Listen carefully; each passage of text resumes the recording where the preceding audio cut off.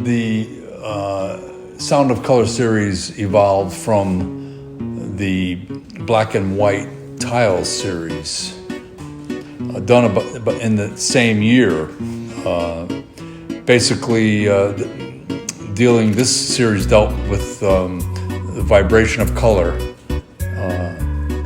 on the surface, creating patterns or notes, like as a musician creates notes by strumming his guitar or hitting the piano keys of a piano. So basically this does the same thing with color.